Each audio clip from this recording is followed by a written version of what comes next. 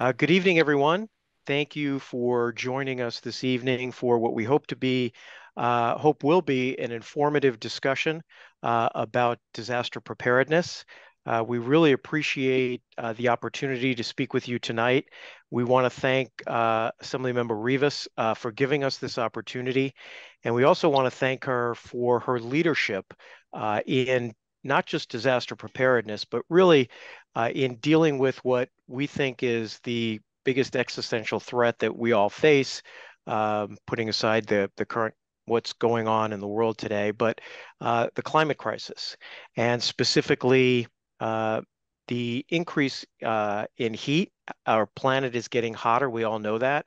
And the Assembly member has been in the forefront of this for several years and has been the author of several pieces of legislation to try to protect the most vulnerable communities that we all serve. So we want to thank her for her leadership in that regard. So before we get started, it's my privilege to introduce Yvonne Maria Jimenez, who is the President and CEO of Neighborhood Legal Services, who wants to have a couple words. So Yvonne. Well, good evening, everyone, and good evening, Assemblymember Luz Rivas. Thank you so much for joining us. I wanted to come on and just personally extend a very sincere and heartfelt thank you to you for the support that you've provided to Neighborhood Legal Services of LA County. And the support that you give us is a support for so many constituents that you represent. Your leadership has also been extremely valuable in that we're very grateful for the $3 million that you were able to obtain from the state budget for the construction of the NLSLA Pacoima Justice and Job Training Center that we're building next year. Thank you so much for your leadership on that effort. It makes a significant difference for us as an organization and in turn for all the people that we serve in your district. So thank you for your leadership and for all that you do to support us. Thank you, Yvonne. And speaking of the communities that we serve, I should mention that Neighborhood Legal Services, our largest office is right here in Pacoima. And so we are within the neighborhood and we provide a variety of legal services, all on the civil side, not just disaster preparedness and responding to the survivors of natural disasters, but we have programs that provide free legal services in housing, healthcare, immigration, uh, uh, family law and domestic violence, workers' rights, clean slate. We have a consumer and bankruptcy program, an education program, and we run a couple of self-help centers in the district. So we are here to serve, as is Assemblymember Rivas. And with that, I'm going to turn it over to the Assemblywoman. Thank you. Thank you so much for inviting me today. Good evening to everyone that has joined us. I'm Luz Rivas. I'm the assembly member for the 43rd Assembly District, which is the East San Fernando Valley. It's where I grew up. I grew up in Pacoima, around the corner from Neighborhood Legal Services on Penny Street. So very close. Thank you for all of the work that you do for our community. It's much needed, and I really appreciate your services. Today's event emphasizes the importance of making resources accessible to our communities and how to prepare for an event in case of an emergency or an unexpected emergency. As you mentioned, with climate change, there's lots of, unfortunately, more heat, other extreme weather disasters. And in the Assembly, I'm the chair of the Assembly Natural Resources Committee, where we work on climate change. And my focus on climate change as a legislator has been on how do communities adapt to climate change. Things are changing because of climate change, and how do we continue to live? What are we going to do to protect our most vulnerable communities? In particular, heat. I grew up in the San Fernando Valley. It's always been hot, but in recent years, our summers are getting hotter and hotter. We're having wildfires in the area. And so that's what I think of, when I go to Sacramento. This some of the legislation and why I do this is based on my own lived experiences as growing up in Pacoima in the San Fernando Valley.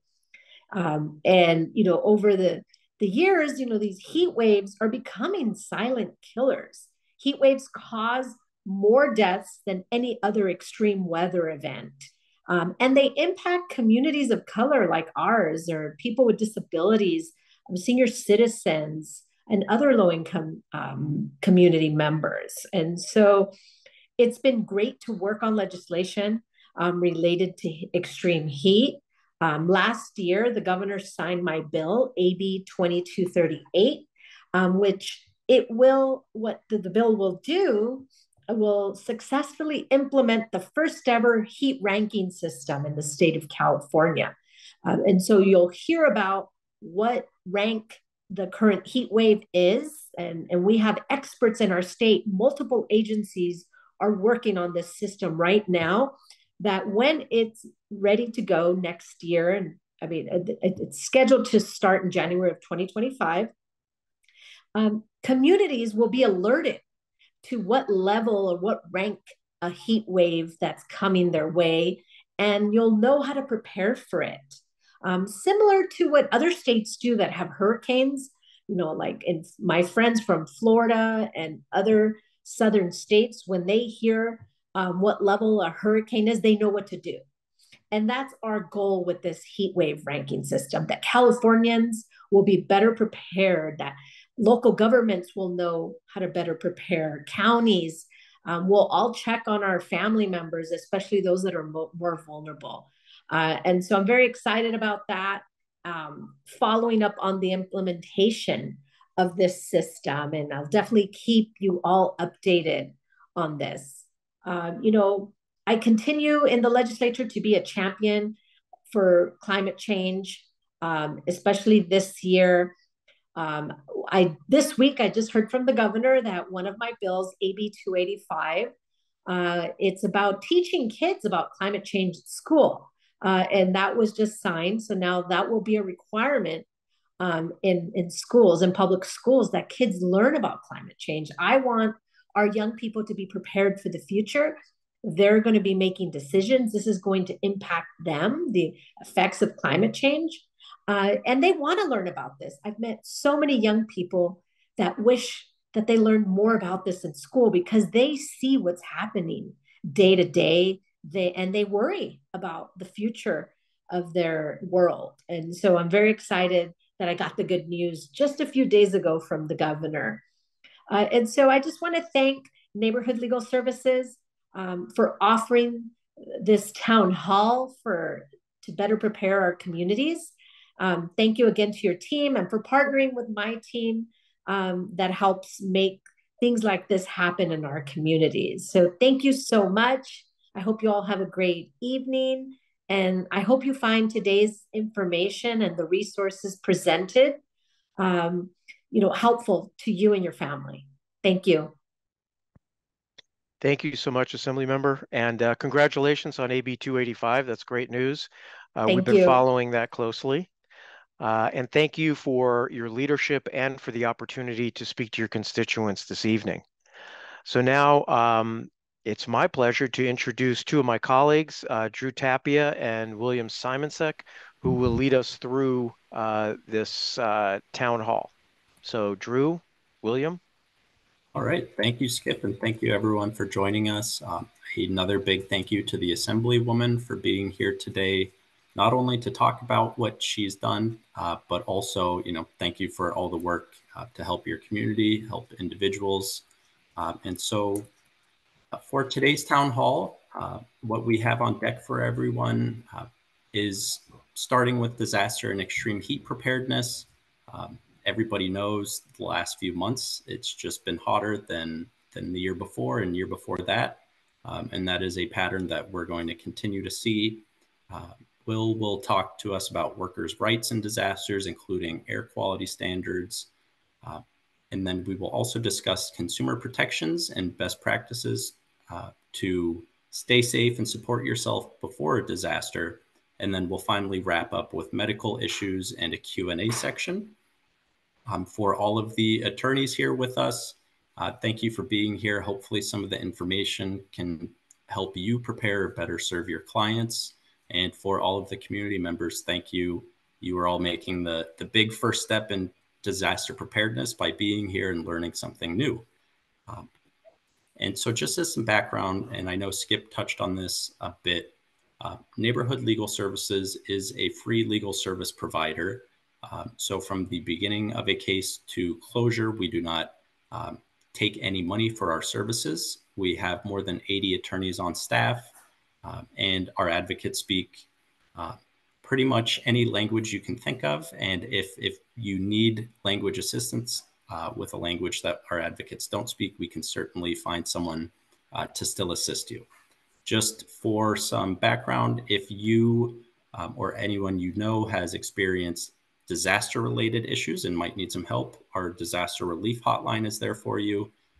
And additionally, if you have any general legal assistance and you believe you may qualify or unsure if you qualify for our services, please call the hotline and someone can go through the intake process with you. Otherwise, and this is a long list, this is a list of all of these services that Neighborhood Legal Services does engage in. And so looking at it, again, it is a pretty long list. You see everything from housing, public benefits, workers' rights, immigration, family law, including domestic violence restraining orders, and then education in the Antelope Valley. We also have our disaster assistance team, which I am a member of, and we will be the ones leading you through tonight's presentation. And so for our locations, we do have offices in Pacoima, El Monte, Glendale, and Boyle Heights. We also work with several CBOs, community organizations in the Antelope Valley, and we operate self-help centers in 5 courthouses through LA County, and in addition to that, also operate out of 6 healthcare centers throughout Los Angeles. And so now getting into the reason we are all here, and I will stop my video now so I don't take away from the screen, starting in with 5 tips for preparing for disasters. And so, like I said, all of you are on the way or hopefully might be farther into step 1, which is making a plan. And so making a plan is really, it's very crucial for you to find some of those things include find ways to leave your home in case of road closures or damaged roads. Know about importance that you're going to need during evacuation. And for a more detailed list of everything that you can do to get ready, you can go to either the Red Cross or ready.gov to help make a plan. We will also talk about some best practices to help you develop that. And so part of making a plan, which is tip number 2 here, take pictures of items you own. And really it is crucial for you to document your property, your personal items. So that includes taking pictures of your home itself and items inside your home. And the reason that we encourage this is it's really going to make life easier in the recovery process to prove that you lost items or that you actually had items damaged and you are in need of whether fund or items themselves to help you get back to where you were before the disaster. One of the best ways that you can do this is for anyone who has a smartphone or who has access to one, you can just walk through the house and take videos. Again, really focus on those high value items, including vehicles, any jewelry, any other important documents or goods that might have high value. So please make sure that you take pictures and videos of that. Our third tip here is put title of any properties, including homes, mobile homes, or vehicles in your name. We understand that it's not uncommon for vehicle titles or home titles to be in the name of loved ones, maybe deceased loved ones or former spouses. So it is very important that you always check, make sure who is listed on the title for any of your property. And if you need assistance with that, or if you're unsure, you can always reach out to us and again, go through that intake process. Our fourth tip, which is actually great, after hearing the Assemblywoman talk, I know one of her recent pieces of legislature that she's really championed is affordable and effective insurance for her residents. And so we know, your local elected officials know that insurance is really expensive, but it is important. And to the best of your ability, however much you can afford insurance, it is best practice to get what you can. To make sure you have enough insurance, we suggest that you make a list of things you own to see how much insurance and what type of insurance you need. And because the nature of LA County and history of natural disasters, you may need additional earthquake or wildfire insurance. Again, understanding that costs can be prohibitive on a lot of these insurance titles, making that list, really identifying the most important, starting with your home, really items to insure and go from there. And then fifth, but certainly not least, keep your important documents in a safe place. Some of the safe places we recommend are either fireproof or waterproof bags. Those you can get at any large retail store. Also recommend that you take pictures or scan papers.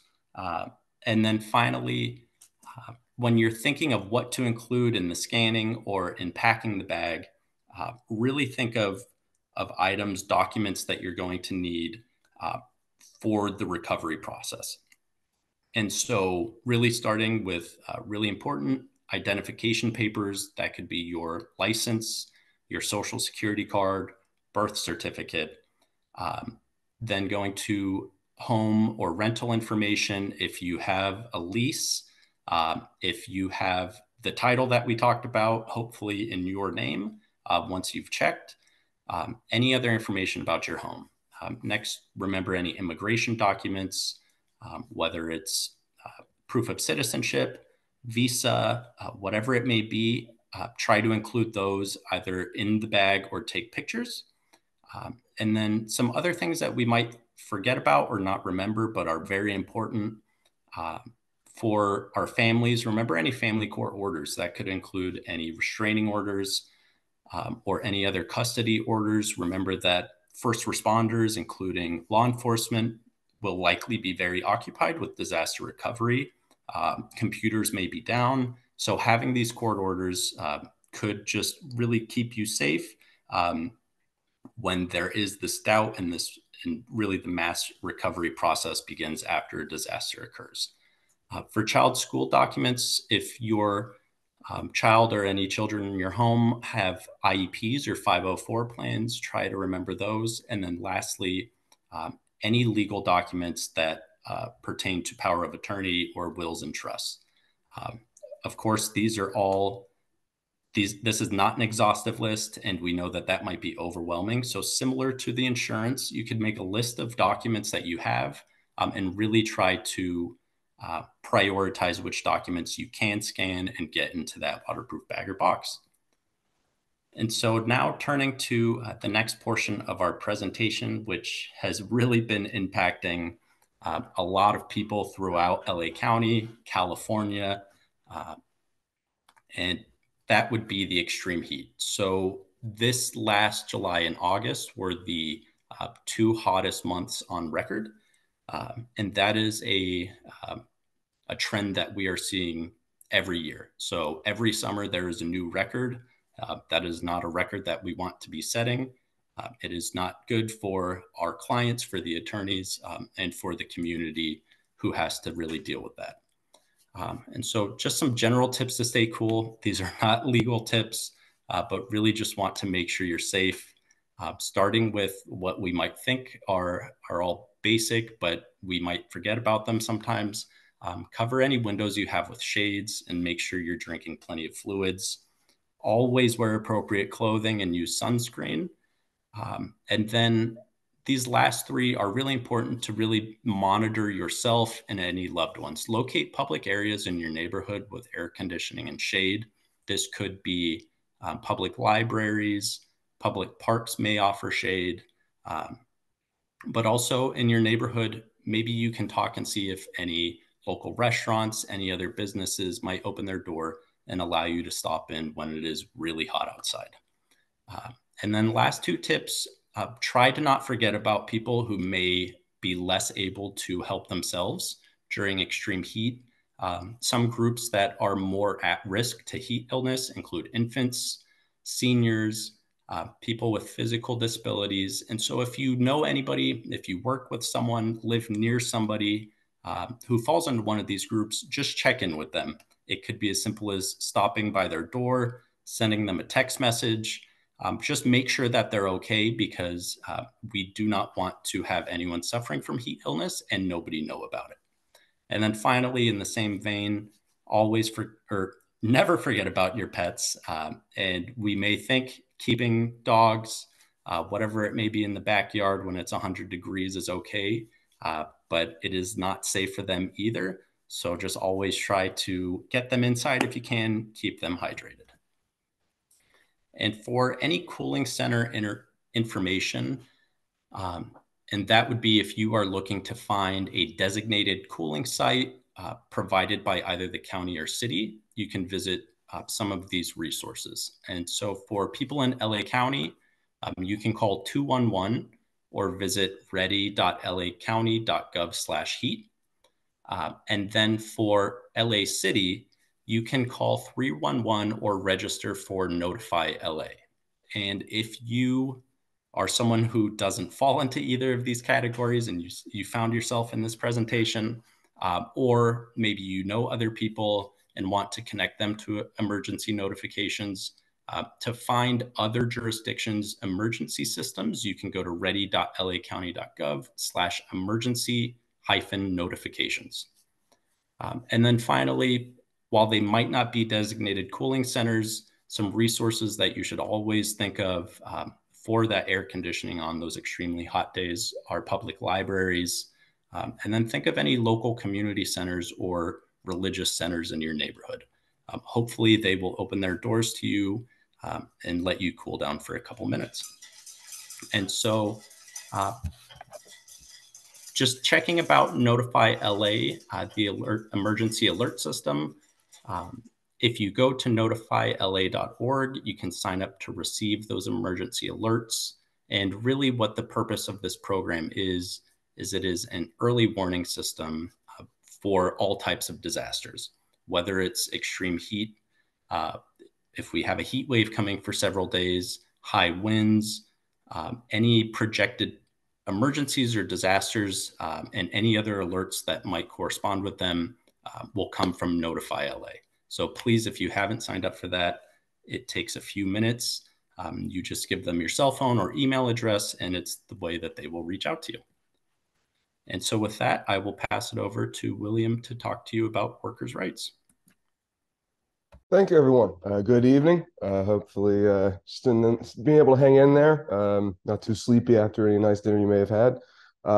Wanted to thank the Assembly member for making this event possible, and also thank all the NLSLA advocates who work tirelessly to make sure that these protections are actually upheld.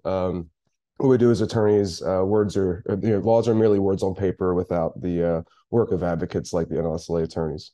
So on that note, so this is meant to discuss specific protections from the extreme heat and wildfire smoke. I want to say from the outset, this, of course, in no way means that other protections do not still exist. So if you are in a disaster situation or a wildfire smoke situation and you're facing employment discrimination, that's still illegal. Those laws still apply. And you may want to consider contacting your local legal aid organization for some assistance with that. And as we'll discuss towards the end of this, you may also want to file a Cal OSHA complaint. Next slide, please.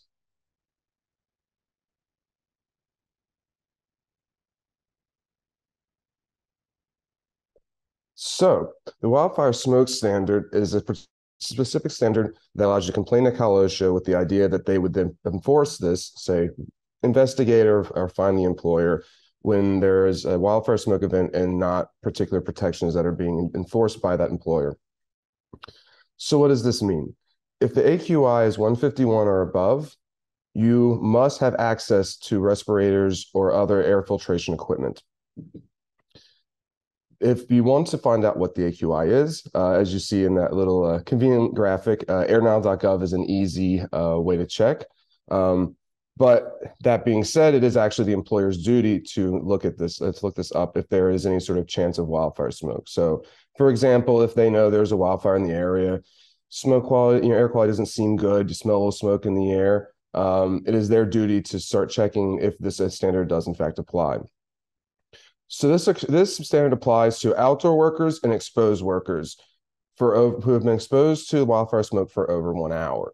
What I mean by exposed workers would include vehicles, open windows, things where the natural air, the wildfire smoke, is able to enter the area where the worker is working. Outdoor workers are, with a few exceptions, are covered in general from this. Next slide, please. So if the AQI is 151 to 500, not 501, very, very significant 1-point difference there. Employers must make masks or respirators available. The idea being N95 or above. If the AQI is 501 or above, the employee must wear the provided mask or respirator. AQI 151 happens actually pretty frequently in our service area. I imagine 15, 20 days a year at least. 501 is less common. That's when you see like the sort of the yellow skies and all of that. That being said, if you are concerned, you should check. And if you've heard anything about potential for wildfire smoke in the area, you should also check the AQI as well. So you can do respirators, the employers can provide those, or they can change the work site, right? So change shifts to reduce your exposure so you're not outside, move your work site indoors, increase ventilation in the area or air purification equipment, as long as you're no longer exposed to that wildfire smoke. And the reason for this is wildfire smoke is genuinely awful, and you do not want to inhale it if you can avoid it. As a disaster attorney, I joke sometimes, how in COVID we had all these masks. Well, keep them because we're going to need them when there's a wildfire smoke event. Lots of real bad stuff in there, statistically proven carcinogens. So if these masks are provided, I would recommend wearing them. Next slide, please. So there is also additional duties your employer has on top of making sure that you're not exposed for too long or provided the ventilation equipment. They must have a system for communicating this risk, right? So they're able to get the information to you that the air is in fact bad and you have these protections. They must also provide training on how to deal with wildfire smoke, potentially how to use the respirators or masks or what equipment is provided. And you do have a right to medical treatment without retaliation. So if you are in a situation like this, and let's say you start to feel fairly ill, right? Something respiratory or something, something's wrong and the air is bad outside, you are covered by this. Your employer cannot deny you the ability to get medical treatment. That is a violation of California state law. Next slide, please. So there are a few exceptions. For wildland firefighters, people out there actually fighting the wildfires, they're accepted. Emergency responders and workplace conditions are accepted. Outside of that, and that's true for the standards I'm discussing in general, those who are outside of Cal OSHA enforcement, so certain kinds of domestic workers, this would be accepted because they're not able to use the mechanisms to report it. There has been discussions of changing those rules, including domestic workers and Cal OSHA, within Cal OSHA protections, but that has not passed as of date. Next slide, please. So the heat illness standard is similar, but deals with heat. And as you can see with the graphic, there's a few different ways that an employer can address this. This one is for outdoor workers. You must have access to shade all the time when the temperature is over 80 Fahrenheit. And you must be allowed a 10-minute break every 2 hours, and you get an additional one after an 8-hour shift. You have a right to cool down when it is over 80 Fahrenheit, and it is your employer's duty to see if you are experiencing symptoms of heat illness. And in terms of what's possible to mitigate it, as you can see in the picture, water, shade and rest, training, emergency plan, these are all things that employers must do if their workers are affected by heat outside. Next slide, please. So there are some exceptions, but generally speaking, there must be some procedure to access shade. Alternative cooling measures can be possible, stuff like misting fans, outdoor fans, if it's not necessarily possible otherwise. Right now, there is also a similar indoor heat illness standard, which will be more or less a hybrid of the last two when it actually takes effect. You'll see a lot of the similar exceptions as you see with the heat illness, but similar heat thresholds. That has been proposed by Cal OSHA. I would expect that to come into force within the next year. So then all workers indoors will also have similar protections. And we know, and plenty of the advocates in this room can attest to that this is an ongoing issue, and there are plenty of workers outside and indoors who are being subjected to unsafe levels of heat. Next slide, please. So Cal OSHA is the state or agency that is tasked with handling workers' rights issues. So for people who are covered, as I said, certain domestic workers, certain other workers are not covered by Cal OSHA, like federal government, I believe. But they conduct worksite investigations and fine employers when they find violations. This is separate from sort of legal remedy, like if you were terminated in your employment and you're trying to sue for reinstatement. This is a different thing. You would do both in that scenario. Filing a complaint with Cal OSHA, you can do that online. You can do that by phone. You want details of the event itself. Am I frozen a little bit? There we go. You want to have your details ready, your story ready. When, where, why, how. What specific things the employer wasn't doing. You'll be required to write this down when you file your complaint, and the more information, the better in terms of finding a violation. If you need help with this, that's something that NLSLA can help out with if you're within our service territory and within income and asset limits. And it, of course, as Drew said, is completely free legal services. So I wouldn't hesitate to find out if it would be possible for us to help you. We also help in other employment issues, right? So that is, as I said in the onset, right, the employment termination, the retaliation, discrimination situations, you would want to file a Cal OSHA complaint. You may also want to file a complaint with the Civil Rights Division if it's a discrimination issue, and you would likely want to find an attorney. NLSLA or other legal aid organizations are a good place to start, and there are also bar referral services if you're ineligible for legal aid services. Next slide, please. And I will hand it back to Drew.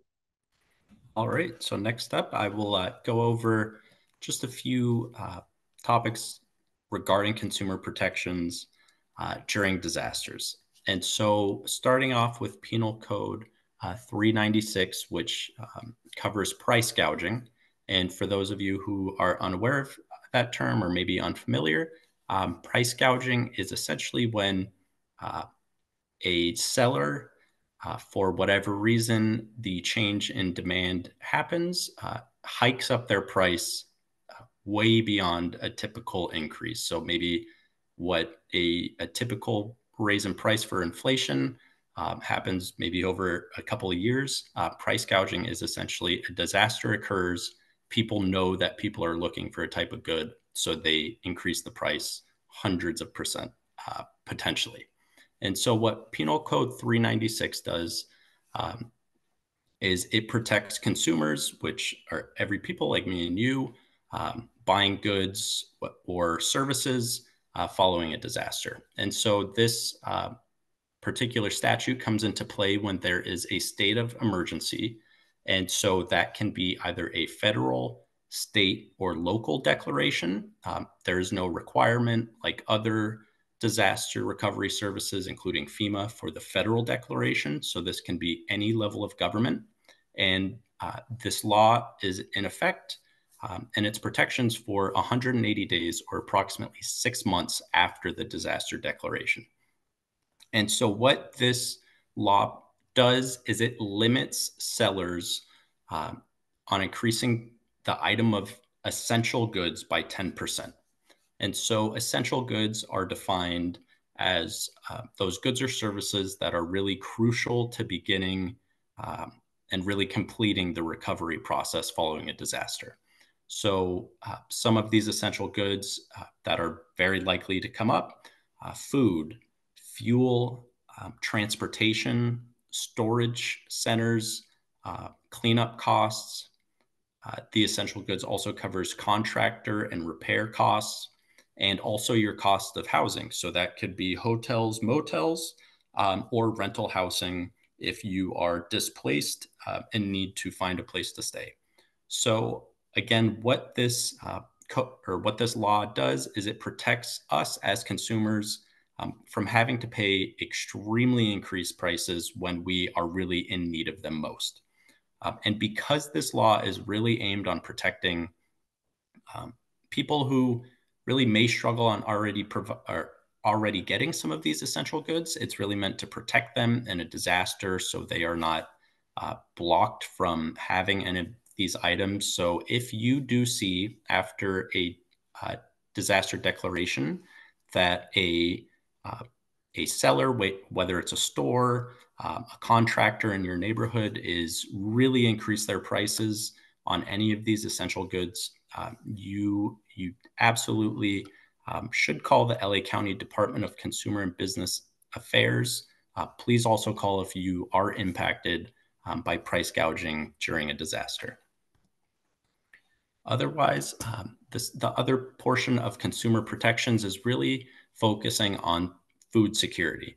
And when we say food security, it is just you, your family, whomever is in your household, being assured that you will not have to go without food or really struggle to get the proper nutrition following a disaster.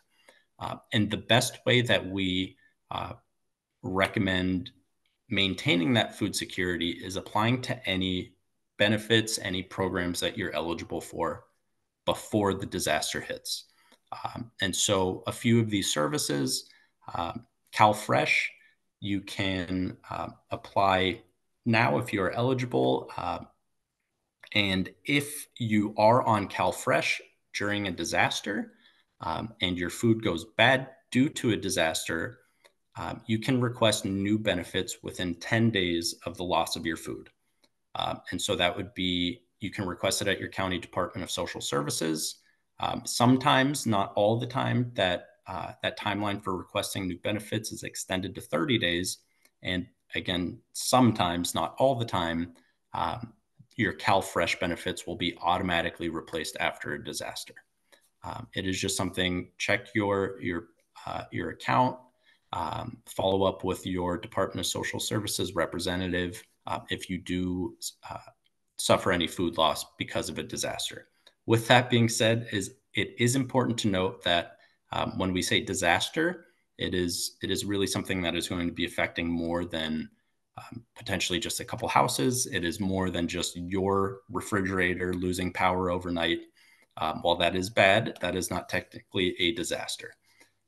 Otherwise, the other type of benefits that we always recommend you apply for if you're eligible before the disaster occurs is WIC benefits. And very similar to CalFresh, you can ask for replacement benefits if food is lost to the disaster.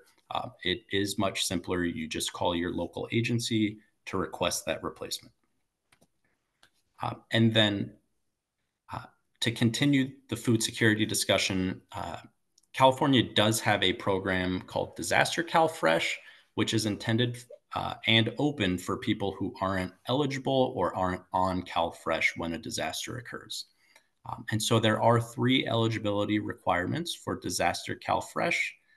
The first is there is a need for that federal presidential declaration of individual assistance.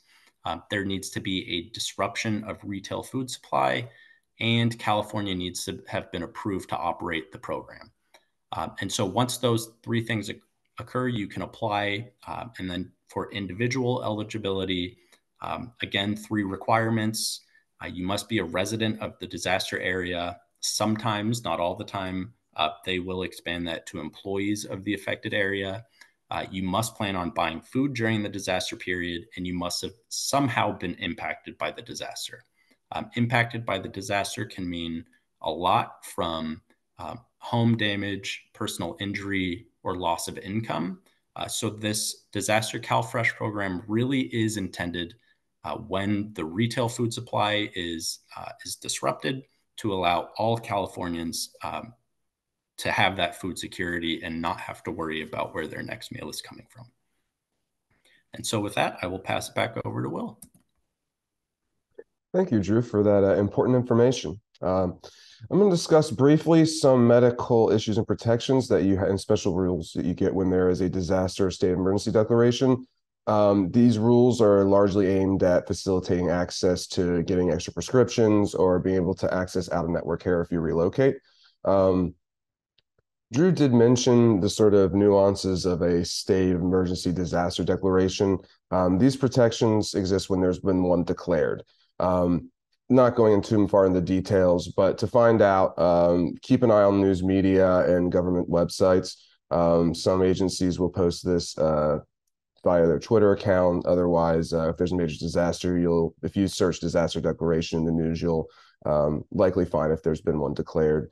There's a few different methods, but this is required for these protections to take effect. Next slide, please.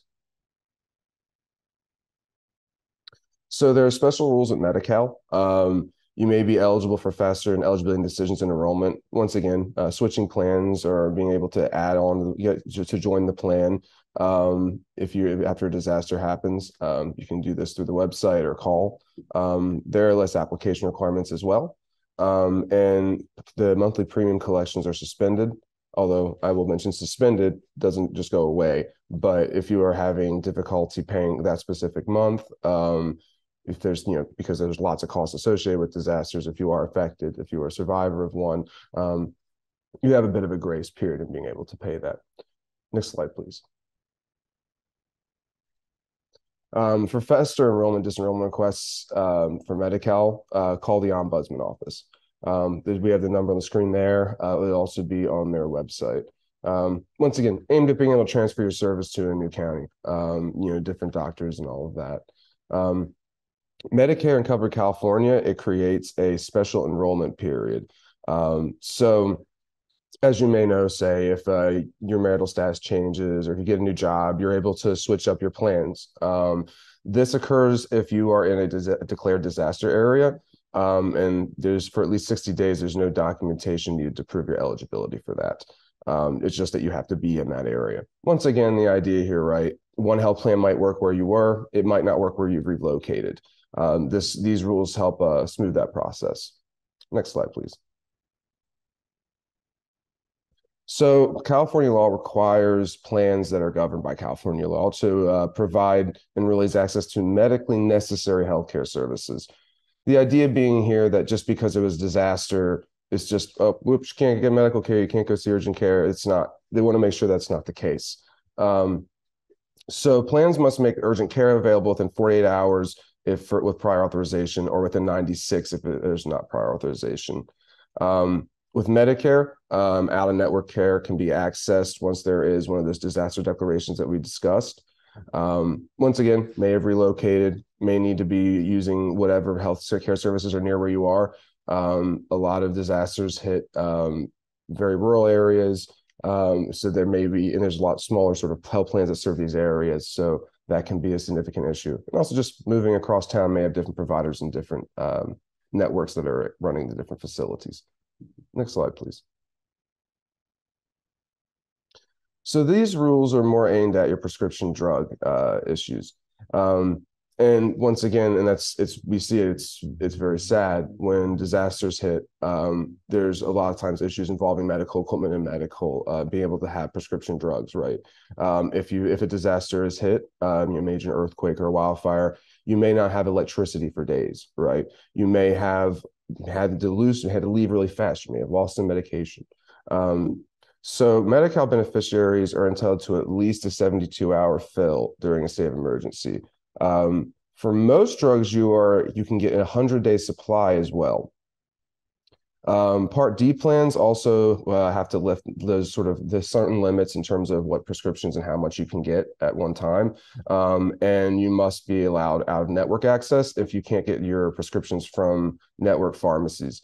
Once again, there's a sort of element in the consumer protection piece linking to what Drew was saying about price gouging. Some of why all that sort of stuff happens, and the price gouging is, of course, the taking advantage of it, and it's criminal under our penal code. But for this, it's a question of, say, there may be shortages. They may not be able to get certain medication, and the pharmacy in town or the closest one or the closest network one may just have nothing, may not have electricity.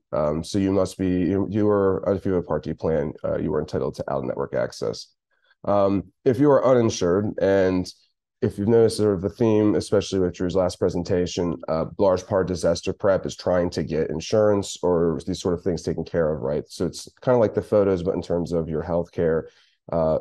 But that being said, healthcare is expensive. So maybe something happened. Maybe you didn't have that access at the time. You didn't have that plan. There is the Emergency Prescription Assistance Program, and that provides free refills for the medications you have. And you can search for that or call the number on the screen. Next slide, please. So there's a few different types of FEMA assistance. There's the sort of classic rebuilding. We're not going to go into that. This is really more discussing sort of how it pertained to medical issues, because there is some assistance available, once again, if you are in a federally declared disaster area. There's something called other needs assistance. So that's necessary, expensive, serious needs. Those sort of things. It can be stuff like medical equipment. You may have been in a rush to evacuate and unable to bring a CPAP machine. You may need another one, right? Similarly, prescriptions, that sort of stuff. This covers medical and dental equipment, repair and replacement of medical equipment. So you would apply for this at either disaster recovery centers. So these are a series of centers that are set up when there is a disaster to get people in the area services. If this disaster we're discussing happens in LA County, you may see my face or Drew's face or some of the faces you've seen tonight. The NLSLA staffs these centers, and we would be happy to assist sending you in which direction or helping you with whatever you needed at that disaster recovery center. But they also have FEMA reps. There's a few other, there's a few other organizations as well, Salvation Army and all, that also are good for getting, basic sort of assistance. But you can apply for this other needs assistance at the Disaster Recovery Center. You can also call the 800 number or go to disasterassistance.gov. There is also what is called critical needs assistance. And this is a one-time $500 payment for life-saving and life-sustaining items. So that's the sort of critical in the moment, desperately need X prescription, that sort of thing. You get a $500 grant if you apply for that. Next slide, please. So anyway, I'd like to take, Drew, you can go ahead, Drew. I was going to take another opportunity to thank everyone for showing up and the assembly member for hosting, and I'll hand it off to Drew to announce the Q&A. Yeah, I was just about to do the same. So now we just wanted to open it up. We know we threw a lot out there to everyone. So if there are any questions, please feel free. There's a Q&A button specifically in the bottom of your screen. Otherwise, thank you all for being here. And thank you again to Assemblywoman Luz Rivas' office for not only helping us put this together, but for taking time to join us and talk about some of the great work she's doing. Thank you, Drew and William, for the presentation this evening. And again, as Drew said, we want to thank the assembly member and her staff for putting this together and all the hard work that they put into this.